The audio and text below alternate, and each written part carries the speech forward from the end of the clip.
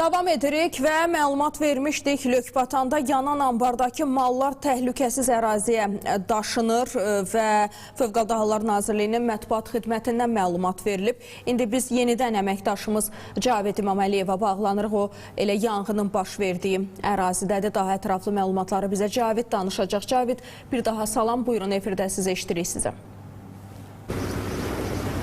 Salam Vəfa, hər vaxtınız xeyir. Bəli, Bakı şəhəri Qaradağ rayonu Lökbatan ərazisində amarlardan birində güclü yanğın hadisəsi baş verib və biz də hazırda hadisə yerindəyik və yanğının söndürülməsi istiqamətində müvafiq tədbirlər həyata keçirilir.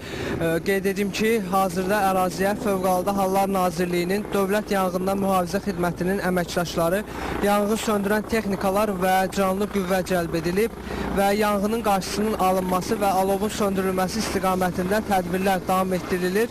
Eyni zamanda yanğının söndürülməsi əməliyyatının sürətləndirilməsi məqsədi ilə əraziyə Fövqəladə Hallar Nazirliyinin aviasiya dəstəyinin helikopterləri də cəlb edilib.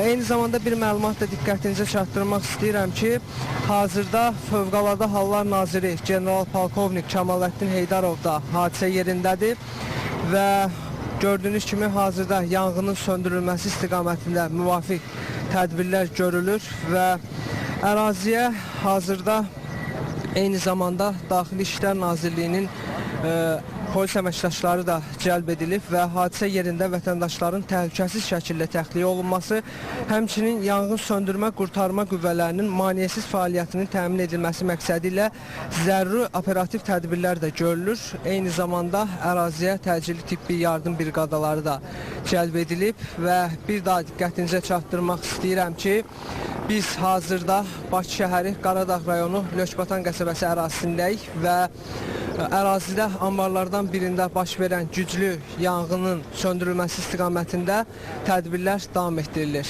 Mənim bu sahədə çatdıracaqlarım bu qədər. Vəfa, söz yenidən sizdədir. Təşəkkür edirik Cavid, çox sağ olun ətraflı məlumata görə.